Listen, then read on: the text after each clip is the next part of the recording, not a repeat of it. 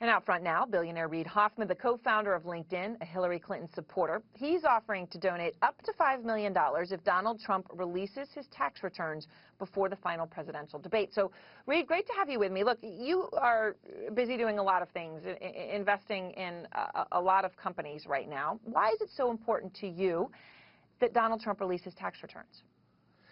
Well, I'm a great believer in American democracy, and I think it's really important that everyone's informed about all kinds of important things about a person who hopes to lead them. It's questions about what have there actually been philanthropic contributions and what have those been like. It's a question of whether or not there's conflicts of interest.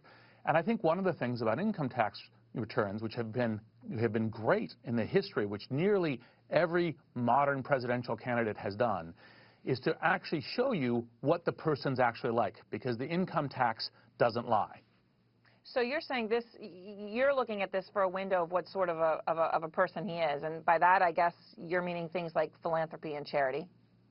Philanthropy and charity is one. Also, a question is there any conflicts of interest? You know, what will be the kind of the character of the nature of the intersection of his business interest and what he might be trying to accomplish with public office for himself versus the country?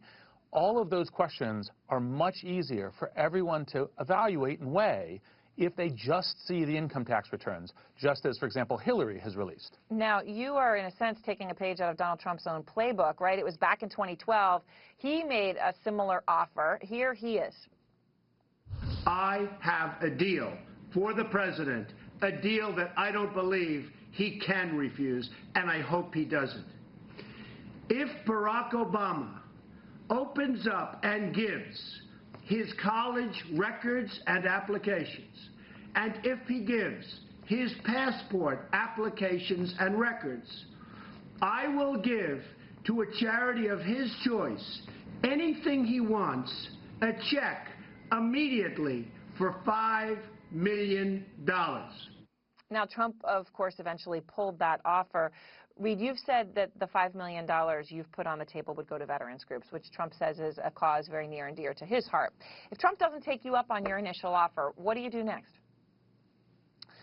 Well, we'll figure that out, but I think one of the things that is important is, you know, as Trump himself said, is to make him this very easy deal, which all he has to do is reveal some papers. And not only will that be the right thing for democracy and the right thing for showing what his actual character is like, but it will also be a great thing for veterans groups. And so we're, you know, plan to stay on that to try to make both outcomes happen. Now, Reid, you're friends with PayPal founder Peter Thiel, fellow Silicon Valley billionaire. You all have been friends, frankly, for a couple of decades. He has had a lot of things to say about Clinton and Trump. He actually spoke at the Republican National Convention. We don't need to see Hillary Clinton's deleted emails. Her incompetence is in plain sight. When Donald Trump asked us to make America great again, he's not suggesting a return to the past. He's running to lead us back to that bright future. Now, Reid, you are just as passionate about Hillary Clinton as Peter Thiel is about Donald Trump. What are your political conversations with Thiel like now? Well, Peter and I have been arguing politics since we were undergraduates at Stanford together in 1988. I actually think Hillary is the best prepared candidate in U.S. history. Great ratings as Secretary of State, great ratings as Senator, a lot of experience as First Lady. I think governance requires experience and expertise, and I think she has that. I don't think Trump does. Peter's argument, obviously, is that to say, look, we need a radical change, and so throwing a grenade in the works is better than, steady on. I actually think incremental improvement is part of what has made America great, and I think that is a continual progress which we are much better off with, and that's part of the reason why we argue fiercely in this election. When we just look this up, you're worth, what, about $4 billion according to Forbes. Hillary Clinton repeatedly says, Reid, that the way she's going to pay for a lot of programs is by, and I'll quote, going where the money is, the super wealthy. Okay, that's you.